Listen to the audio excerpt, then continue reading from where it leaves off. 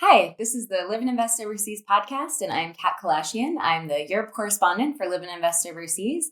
I'm based here in our office in Paris. And today we're here to talk about how to figure out which kind of lifestyle might be the most appealing to you when you look at moving overseas.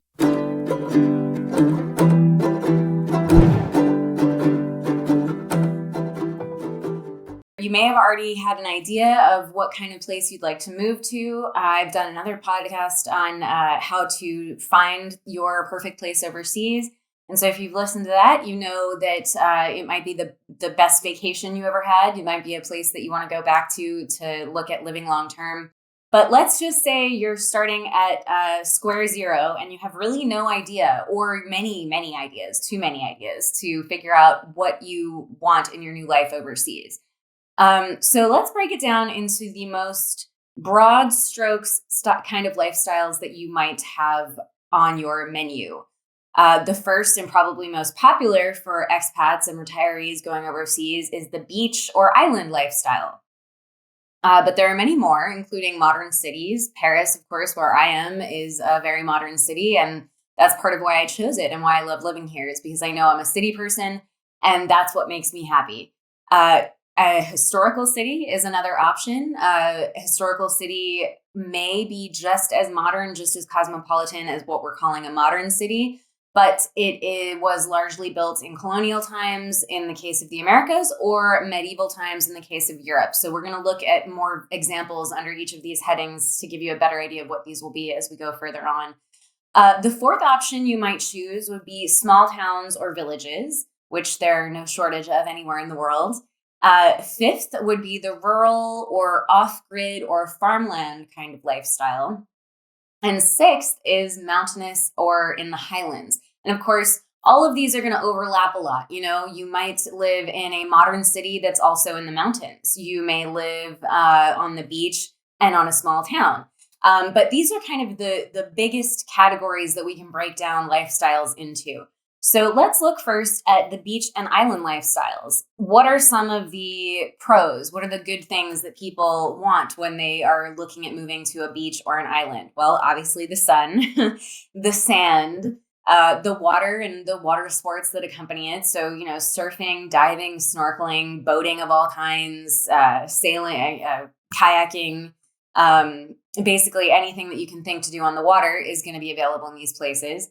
There's always going to be a pool nearby. So even if you're not an ocean person, you might appreciate having a pool in your backyard or in your condo building. The palm trees, the exotic flowers, you know, the wafting of the scent of hibiscus on the air, basically the nature that comes with living on the beach or on an island. The laid back attitude is, of course, one of the greatest things about living at the beach or near the beach. And probably the biggest thing people take away from a beach vacation is that sense of it's so relaxed. And there's just that mañana attitude, for lack of a better word. You're also going to be able to take advantage of lots of fresh fruits, lots of fresh seafood.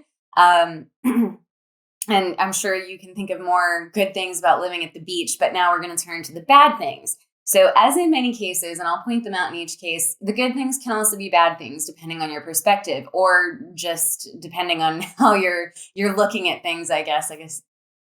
So the sand and the sun, they can also be bad things. You know, sand can be really troublesome if you're living in a house and you're trying to keep your floors clean for, you know, on the most basic level. Your car is going to have sand all over it. The sun, after a week on a sunny vacation, I'm sure you've had that feeling where you no longer want to see any sun. You don't want any rays touching your skin ever again. You just want to hole up inside and watch a movie. So the sun is going to, you know, possibly be something to contend with if you can't get away from it at all. Humidity is going to be a factor at pretty much any beach location. The salty air might not be something that occurs to you right off the top of your head, but it makes things very difficult to maintain. Your home wood, you know, wood gets bloated. It'll crack because of the changes in humidity. Rusty car parts, rusty hinges, you know, all of these things come with the territory of living near the beach.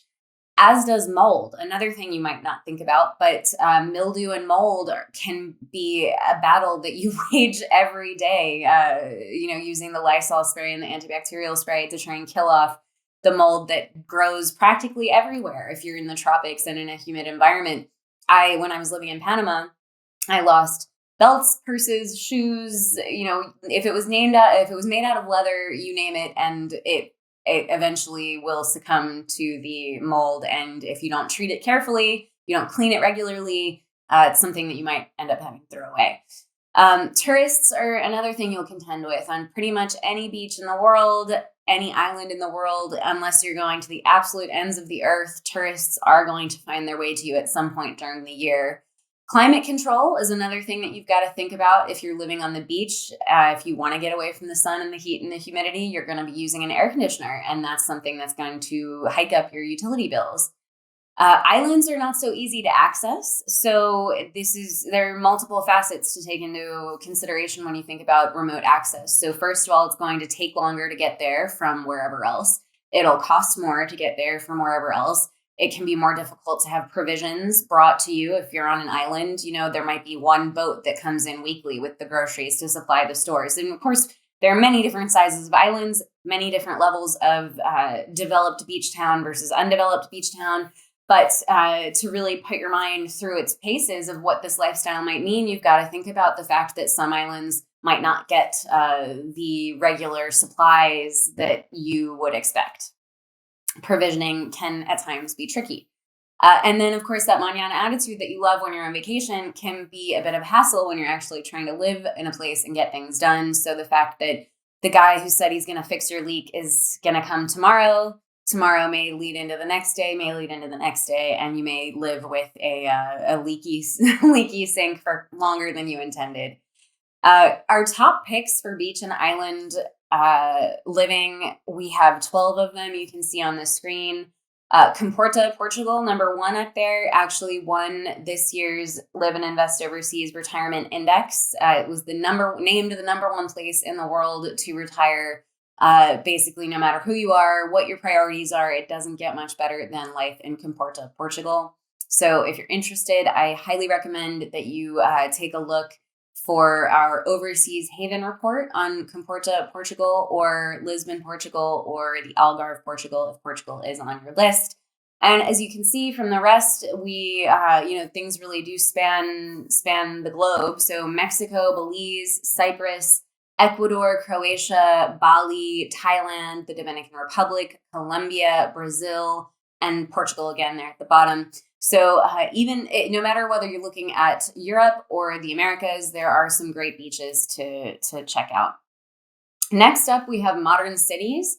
The good that come with modern cities include the convenience level. Of course, you've got everything at your fingertips, whether that is delivery services or stores having longer hours, a wider range of services, amenities, even it comes down to even things like parks and fountains and, things that big cities provide, monuments, artworks, things like that. Good municipal services fall into this category. You're never going to get more entertainment than you would have offered to you in a big city. So thinking about museums, galleries, theaters, opera, ballet, these are the kinds of things that you're not going to find in a small town. So that's something to keep in mind. The shopping options, the dining options are all going to be second to none in a modern city. You're not going to need a car, mostly because there are public transportation options to get you wherever you need to go.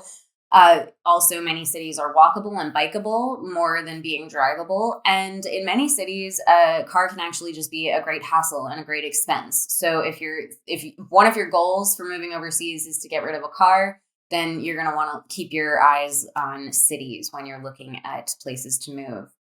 The easier access to airports is another great benefit to living in or near a big city, as opposed to living at the beach or on an island or in the remote mountains or out on a farm somewhere, which is in each case going to have you traveling an hour or multiple hours to get to your nearest airport. If you're living in a city, usually the airport is within an hour of the main city. Typically, this is where most of the expats will congregate in a country. So if you're looking to make friends with other English speakers or other foreigners, then the big cities are where to congregate. And it's often easier to get by in English in big cities because they are more frequented by tourists, which means more people in the service industry, more locals in general are going to learn to speak English to cater to them. Again, that is a pro on one side and a con on the other. It's a good segue into the list of bad things about living in modern cities. So if it's easier to get by in English, that means you're not going to need to make quite as much of an effort to speak the local language, which can be a real downside to living in the city. And it can also, in a big city, be much harder to make friends with locals. I said it's much easier to make friends with expats if you're in a big city, but it can work in the reverse when you're living when you're trying to make friends with locals. So imagine, Manhattan. It's not a place that you think of going to make a lot of great new friends because, there is this cliche of people moving very fast and just going from A to B and B to C and not really taking much time to smell the roses in between. And that's true of most cities in the world, most capital cities, most big economic centers. People aren't just there to lollygag about and have fun and make friends. They're usually there to work, and it can be a little bit harder to break into those circles. Of course, in big cities, you're going to have to contend with tourists. Even if they're only coming to the city in order to get out to a beach or somewhere else, they are going to stop in the city. Most cities have lots of tourist attractions, have tourist neighborhoods. They're things that you're going to have to contend with. Higher population densities can also be a downside in and of themselves, but of course that also means more noise, more traffic, more crime, more pollution. And when I say traffic, I mean both pedestrian traffic and vehicular traffic. So, just generally speaking, these are the things that people want to get away from when they want to move out of a big city. So it depends on what you value, what you like. I personally love the hustle and bustle of a city. I love the traffic. I love the chaos of it. So I know that I'm a city person, but many people I know don't appreciate these things. Our top picks, we have 10 of them for cosmopolitan modern cities. France, Mexico, Argentina, Spain, Italy, Portugal, Panama, Mexico, Colombia, Vietnam. Again, no matter where in the world you're looking, you can find some really great cities. It just takes a little bit of looking around to see what you value most in your city, because of course these cities are all available in different climates. Barcelona, for example, is a beach city as well. So if you do think that more than one of these categories would fit you, then find the overlap in that Venn diagram. Again, we have overseas haven reports for just about each of these cities that I've mentioned. So if you are interested, please do go to the About section and find your city, and the link will take you to more information. Moving on to historical cities. The good, they are charming, aesthetically beautiful. They kind of are a step back in time culturally, often with, they maintain old-fashioned ways of living. So instead of having a big supermarket in the middle of the city, you would have your cheesemonger, baker, butcher, fishmonger, whatever it is. If you're in Italy, there will be a pasta guy on that list as well. So it really is kind of a step back in time, a slower pace of life, definitely a laid back attitude, but in a different way than I think islands and beaches have. And they can be very well appointed. They can be very well maintained. Often the countries recognize the historical value of these cities. Often they're even UNESCO heritage sites. So they can be very well maintained. On the other hand, they might not be. And so this is now getting into the bad things. They're not always well maintained, and they can be very hit and miss in the maintenance of them. So, for example, Santo Domingo, Dominican Republic is on our list. And while it is a beautifully maintained city in some ways, it's lacking in others. So there is still a litter problem. There are a lot of very ugly electrical wires tangled up in the sky everywhere. So every time you try and take a photo, it's a little bit marred by those really ugly electrical wires that are hanging everywhere. So it's not as consistent as say a modern big city would be. It can be very inconvenient. So often they are pedestrianized, which can be a great thing if you're happy to get by on foot the whole time. But if you need a car, want a car, it can be frustrating if you have to leave your car outside of the city gates when you go home. speaking of those streets, they're most likely going to be cobblestones. So if you are walking, it takes a toll. If you've got mobility issues, this probably wouldn't be the lifestyle option for you. But even if you're in great physical health, walking all day on cobblestones is not easy. So it's something to keep in mind. Look at the ramps on the sidewalk. Are there ramps on the sidewalk? Are there elevators? Are there escalators? Are there things that you're going to want in terms of accessibility? Because that's something that's often lacking in some of these historical cities, colonial cities. Another thing to keep in mind is that they're often highly regulated, especially in terms of the facade of a building. So say you go and buy a beautiful old colonial house, wherever, name your place in the world. It's unlikely that you would be able to change the paint color, for example, or to make any cosmetic changes to renew or upgrade, to repaint, to fix a crack. All of that would be fine. You'd probably have to apply for permission to do it, but all of that would be normal. But if you wanted to change the paint color to something that's not a typical color for the neighborhood, if you wanted to change the cornices, things like this, the kind of door knocker even could be regulated. So it's something to keep in mind. If you do want to buy one of these old houses, you're probably going to take it as is. Even on the inside and the interior of some of these buildings are highly regulated, and you might not be able to change those as well. So if that's a goal of yours, make sure you're familiar with the laws of the municipality before you get too deep into any of it. So our top picks for historical cities, we've got 14 here. Cuenca, Ecuador, Santo Domingo, Dominican Republic. And so this is interesting, actually. Many of our, as I said, these kind of fall into two categories, and many of them are colonial in Latin America. On the other hand, the ones that are in Europe are more medieval. So I'm going to run through Latin America first. Ecuador, Dominican Republic, Guatemala, Colombia, Peru, Mexico, Brazil, Nicaragua. On the other side of the continent, the other side of the ocean, you've got Malta, Montenegro, France, Croatia, Spain. I mean, there are lots of these old cities all over the world.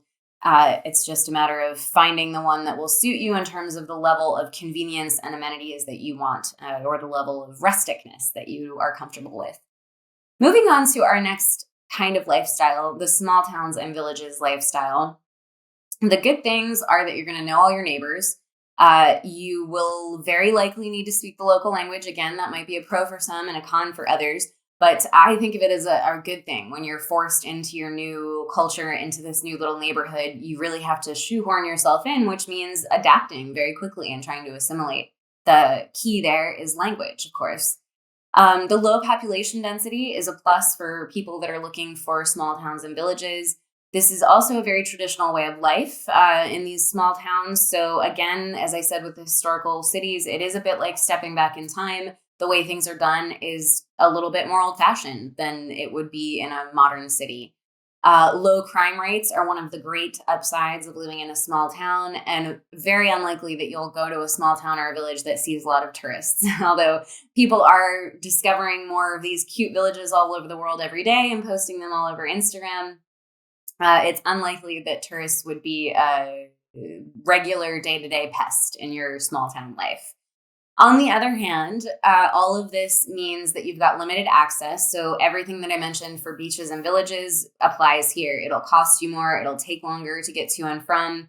It also means you'll have more limited access to shopping. Whatever is in your small town is what's there. If you want something else, you might have to go an hour to the nearest big city.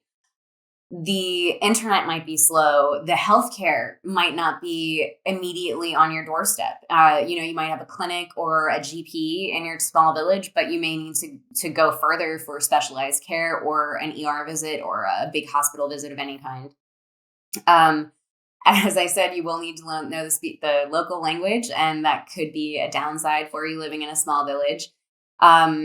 And it's also a little bit more remote and isolated, which can mean that you have less access to making friends with people. Although I actually think that works in your favor. As I said, in the big modern cities, it can be very hard to make friends with locals.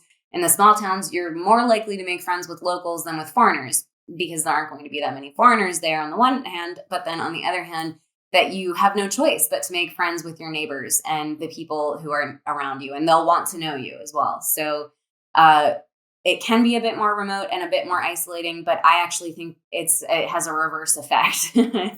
And there's not going to be that much entertainment. So, I said in the cities, you have basically the best of everything in terms of entertainment. And that's not to say in small towns there's nothing to do, but it's a very different kind of entertainment. It's things like festivals or parades or church events or little traditional folk music festivals, things like that. Food festivals are another big thing in many small towns, especially in Europe. So entertainment is it's not that there's necessarily no entertainment. It's just a more laid back, a more low key kind of entertainment. My top picks for small towns and villages, we only have 6 in this category. County Clare, Ireland, Città Sant'Angelo, Italy, which is near and dear to my heart. I really love this town. It's a great medieval little village. I highly recommend taking a look at it. And Saint-Chinian in France is the same for me. I really have a kind of close connection with it. It's not alone in being a small town in this region. It's in the Occitanie region of France, and there are probably countless villages that you could choose from. Saint-Chinian is famous for its local market. So if you go down to the region and you go to any other villages, make sure you check out the market at Saint-Chinian. Bled, Slovenia, it doesn't get more picturesque. San Ignacio, Belize, it really doesn't get more off-grid. Guadape, Colombia is a lesser known town near Medellin, a few hours from Medellin, with an amazing rock to climb. It looks like Switzerland. It's so really ranging again all across the world, and the different kinds of small village. When you think of small village, you probably have this idea of thatched roof cottages kind of thing. But whether it's in Belize or in France, the lifestyles that you can have from a small village range quite widely. Going a step further than small villages, you could go totally off-grid or find some farmland or just go rural, whether it's farmland or not, just own some rolling acres if you want to.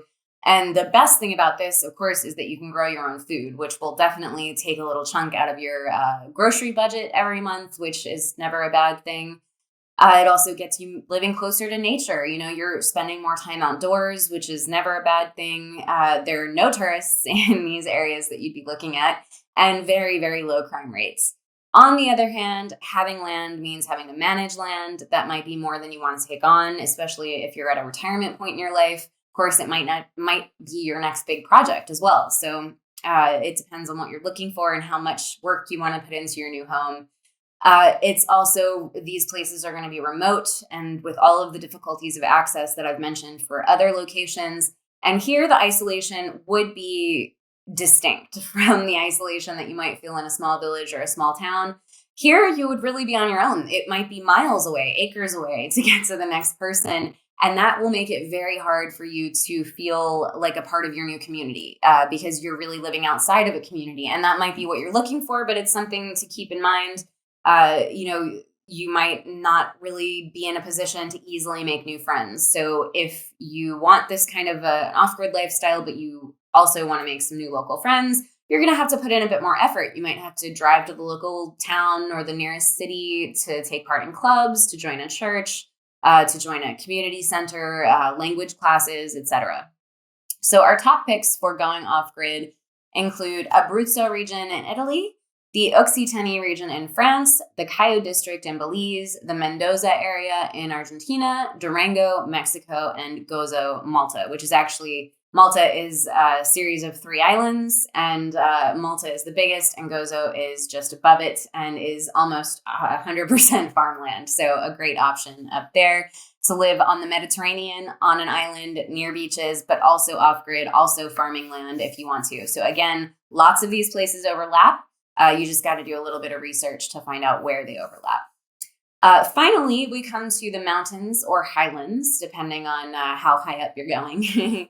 And the good is that I think the climate is the number one thing that people think of as a pro for going higher up into an altitude. The weather is usually mild or temperate for most of the year with low humidity, which is great. Of course, the stunning views from any mountain or highland destination is probably what you'd be going for. The mountain sports, don't forget about those. So you've got hiking, climbing, skiing if it snows, and many, many more mountain sports that I'm not even aware of. And also wind sports, which are really big in mountainous regions. So parasailing or kiting or whatever it is, these things can all be very easily accessed in mountain locations. You're also going to be dealing with lower pollution levels, lower population levels, and of course, no tourists, unless you're going to a very, very famous mountain town. You're probably not going to have to deal with tourists. On the bad side, though, altitude is, of course, a serious health risk for anybody who has respiratory or cardiac issues.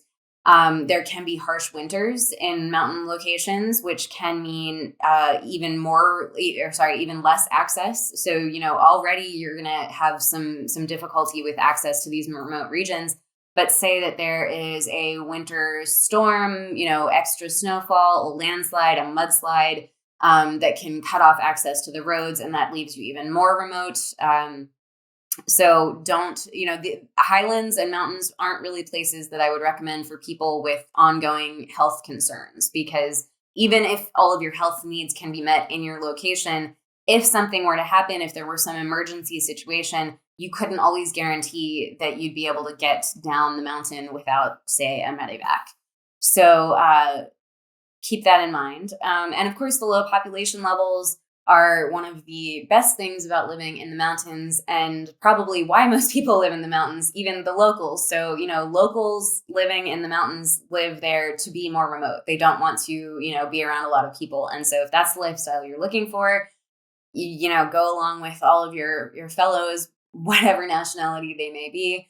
But keep in mind that it will be that much harder to make local friends, as I mentioned with the small towns, or with going off grid and living on a farm as well.